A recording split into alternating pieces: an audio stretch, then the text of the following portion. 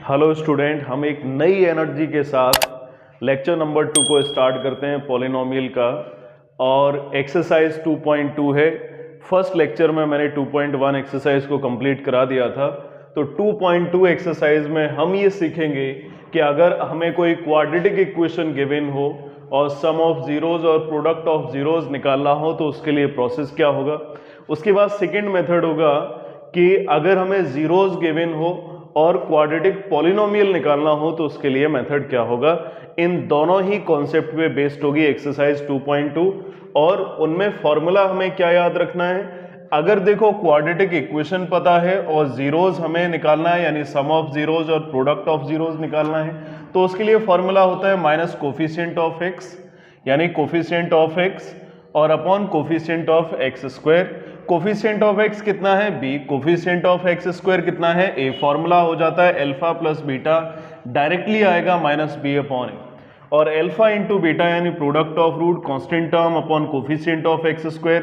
Quadratic equation में देख रहे होगे कांस्टेंट टर्म सी है और coefficient of x square a आ रहा है, तो इससे फॉर्मूला बनेगा alpha into beta is equal to c upon a. लेकिन मैंने इसका डायरेक्ट ट्रिक बनाया है कि फर्स्ट टर्म का मतलब ए हो गया, सेकंड टर्म का मतलब बी हो गया, थर्ड टर्म का मतलब सी हो गया। ऐसे याद रखना है, फर्स्ट टर्म का मतलब ए, सेकंड टर्म का मतलब बी, थर्ड टर्म का मतलब सी। तो फर्स्ट टर्म होता है एक्स स्क्वायर, सेकंड टर्म होता है एक्स और थर्ड टर्म होता है कांस्टेंट। तो अल्फा प्लस बीटा क्या होगा माइनस बी अपॉन ए, अल्फा इंटू बीटा क्या होगा सी अपॉन ए। तो ए बी सी से आइडिया लग जाएगा। ए का मतलब फर्स्ट टर्म, बी का मतलब सेकंड टर्म, सी का मतलब थर्ड टर्म। थर्ड टर्म में भी हम किसकी बात करें, कांस्टेंट टर्म की बात करें। और अगर हमें जीरोस पता हो और क्वाड्रेटिक पॉलिनोमियल निकालना हो तो k into x square minus alpha plus beta. अब देखो अल्फा प्लस बीटा में साइन कैसा आता है माइनस का, और यहां पे देखो b आ रहा है, तो b यहां पे था, b को मैंने रिप्लेस करके क्या लिख दिया अल्फा प्लस बीटा। डिनोमिनेटर में तो दोनों जगह a आ रहा है, यहां पे b है ना, b का साइन कैसा है माइनस का, तो ओवरऑल b की वैल्यू क्या हो गई alpha plus beta. Minus sign लगा दिया तो माइनस साइन आगे लगा दिया, है ना। अल्फा प्लस बीटा हो गया माइनस बी, या b की वैल्यू क्या होगी माइनस अल्फा प्लस बीटा। तो देखो b के प्लेस पे क्या आ गया माइनस अल्फा प्लस बीटा। ये ट्रिक है याद रखने का। और c कांस्टेंट टर्म, तो ए तो आएगा ही, तो सी की वैल्यू यहां से क्या आ जाएगी अल्फा इंटू बीटा, इसलिए मैंने सी को रिप्लेस कर दिया अल्फा इंटू बीटा। तो हमें दो चीजें याद रखना है, अल्फा प्लस बीटा क्या होता है माइनस बी अपॉन ए, अल्फा इंटू बीटा क्या होता है सी अपॉन ए। और अगर पॉलिनोमियल हमें फाइंड करना हो, जीरोस गिवन हो, तो फॉर्मूला क्या होता है के times of x square minus alpha plus beta into x और प्लस अल्फा इंटू बीटा। देखो के क्यों दिया जाता है, शायद बाई चांस एक्स स्क्वायर का कोई कोफिशिएंट गिवन हो, इसको कवर करने के लिए हम के का यूज कर लेते हैं। अब चलो एक्सरसाइज 2.2 के क्वेश्चन करना स्टार्ट करते हैं। इस क्वेश्चन में, इस फर्स्ट क्वेश्चन में हम लोग ये सीखेंगे अगर यही क्वेश्चन एमसीक्यू टाइप का बनता है तो कैसे बनेगा, और अगर इस क्वेश्चन को हम कंप्लीट सॉल्व करें तो उसके लिए मेथड क्या होगा।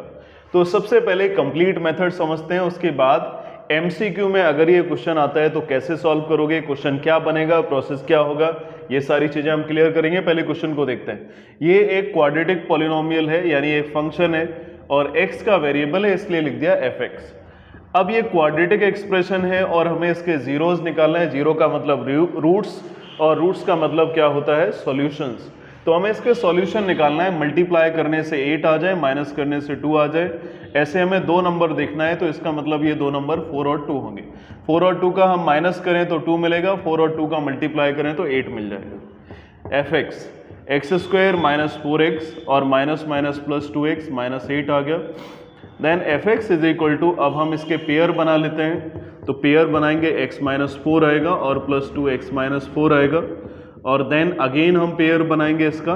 तो fx इज इक्वल टू हमें वैल्यू मिल जाएगी x माइनस 4 और रिमेनिंग जो वैल्यू आएगी, ये तो कॉमन आ गया, x माइनस 4 दोनों ब्रैकेट से बचेगा क्या x प्लस 2। अब हमें इसके जीरोस निकालना है। पहला क्वेश्चन तो यही था कि जीरोस फाइंड करो। तो जीरोस फाइंड करने के लिए हम फंक्शन को जीरो के इक्वल कर देंगे। तो फंक्शन से हमें वैल्यू क्या मिली थी x माइनस 4 और x प्लस 2, तो इसको मैंने जीरो के इक्वल किया तो हमें x minus 4 is equal to 0 यानी x इज इक्वल टू 4, ये एक सॉल्यूशन मिलेगा। और x plus 2 is equal to 0 यानी x is equal to minus 2, ये दूसरा सॉल्यूशन मिलेगा। तो एक क्वेश्चन तो मेरा कंप्लीट हो गया कि जीरोस फाइंड करना है। अब दूसरा क्वेश्चन है, इसमें verify the relation between the zeros and coefficient. अब इसको वेरीफाई और करना है कि जो जो जीरोज मैंने निकाले वो सही है या नहीं।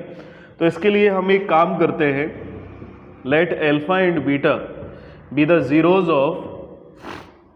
Of given polynomial. ये सपोज कर लिया कि गिवन पॉलिनोमियल के जीरोज क्या हैं, अल्फा और बीटा, लेकिन जीरोज मैंने निकाल लिए, अल्फा 4 निकाल लिया या और बीटा 2 निकाल लिया।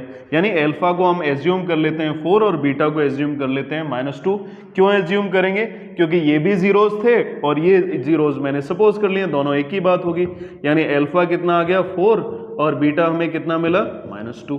ठीक है, तो अब इसके बाद हम फॉर्मूला लगाते हैं, अल्फा प्लस बीटा क्या आएगा -b/a।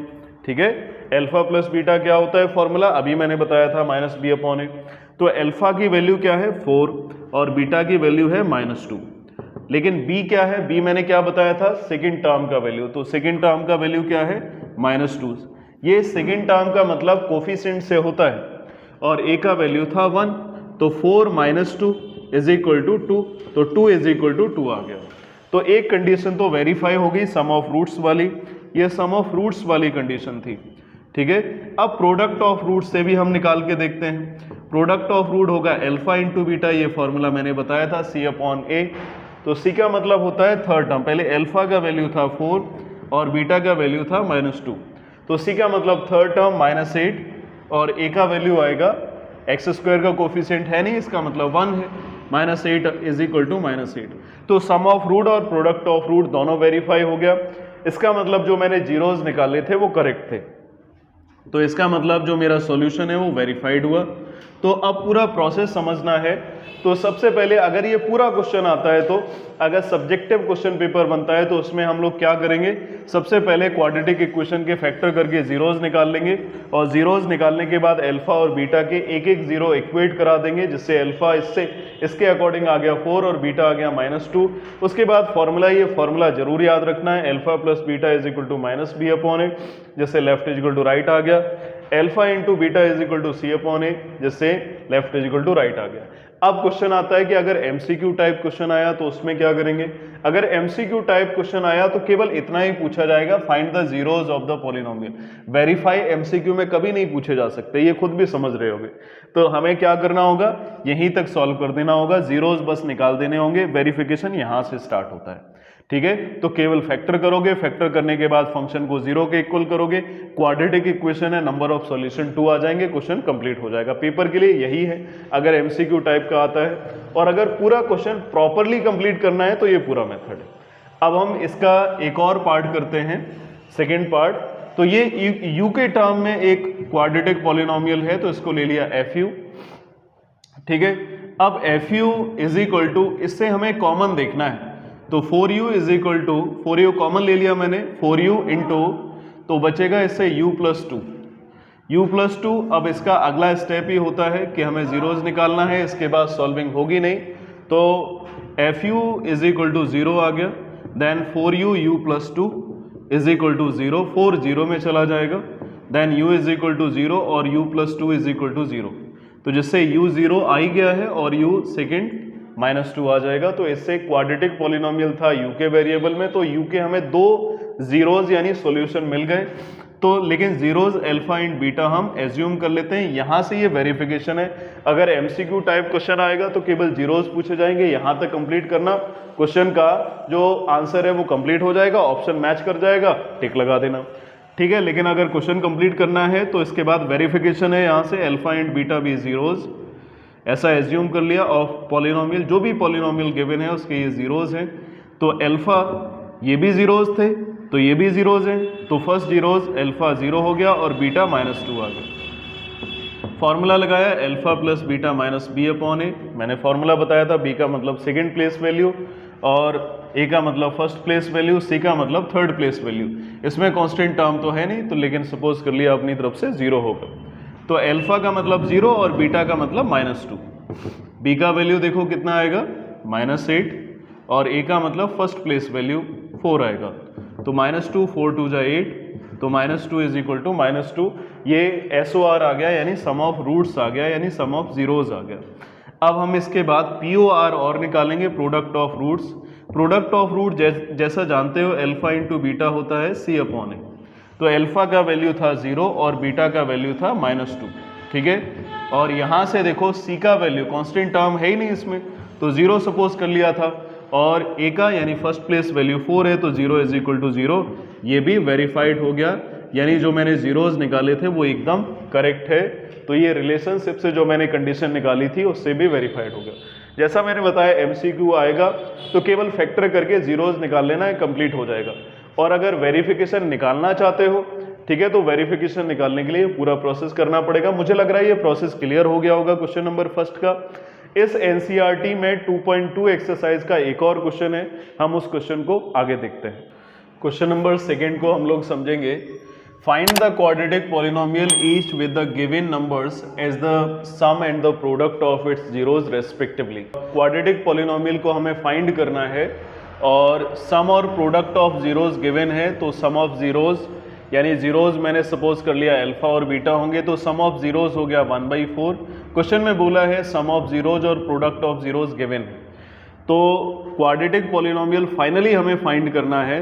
तो क्वाड्रेटिक पॉलिनोमियल का स्टैंडर्ड फॉर्म अभी मैंने लिखाया था स्टार्टिंग में ही, x² - अल्फा + बीटा × x और अल्फा × बीटा होगा। देन वैल्यू को पुट कर देंगे, x² अल्फा + बीटा था 1/4, ठीक है, और अल्फा × बीटा था -1, ठीक है। देन k x² - 1/4 × x -1, ये आंसर हो गया। चाहो तो इसका एलसीएम ले सकते हो या फिर यहीं पे छोड़ सकते हो, करेक्ट माना जाएगा, ठीक है। वैसे एमसीक्यू का क्वेश्चन आएगा तो यहीं तक कंप्लीट होगा। अगर एलसीएम होगा तो तीनों का मिला के एलसीएम लेना, अगले स्टेप में आंसर आ जाएगा। अगर एलसीएम लेते हो तो वो स्टेप मैं बता देता हूँ। देखो एलसीएम लोगे तो 4 आएगा, तो 4x² - 1x और -1 होगा, तो k/4, ठीक है। 4x² - 1x -1, एक स्टेप और कर सकते हैं इसमें हम, तो इसको लिख देंगे k 4x² - 1x -1, k/4 को एक नया कांस्टेंट दे दिया k। वैसे ज़्यादातर पॉसिबिलिटी यही है कि यही वाला जो ऑप्शन है वो मैच कर जाएगा, यहीं से आंसर होगा। बाई चांस अगर आता है तो उसके लिए सॉल्विंग हो जाएगी। अब हम लोग इसी के सेकंड पार्ट पे चलते हैं। सीधा हमें मालूम है अल्फा + बीटा 0 होता है क्वेश्चन के अकॉर्डिंग, और अल्फा × बीटा √5 है। फॉर्मूला लगा लेते हैं, k times of x² - alpha + beta × x और अल्फा × बीटा, तो k times of x² alpha + beta 0x था ही नहीं इसमें, और अल्फा × बीटा √5 हो गया। 0 का किसी भी नंबर में मल्टीप्लाई करें तो 0 ही आएगा, तो x² + √5, ये सेकंड का आंसर हो गया, ठीक है, समझ में आ गया होगा। अब हम लोग चलते हैं थर्ड वाले पार्ट पे। अल्फा + बीटा यानी first term sum of roots दिया है, और alpha × beta product of root ये सेकंड टर्म दिया है।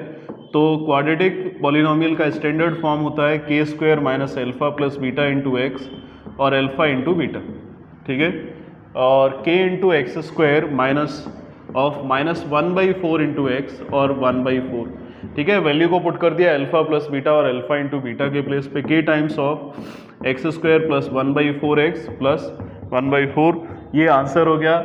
और ऐसे एक्सरसाइज 2.2 कंप्लीट हो जाती है। अब सब लोग 2.1 और 2.1 एक्सरसाइज को कंप्लीट करना, और हम लोग मिलते हैं एक नई एनर्जी और एक नई एक्सरसाइज 2.3 के साथ। Okay, thank you.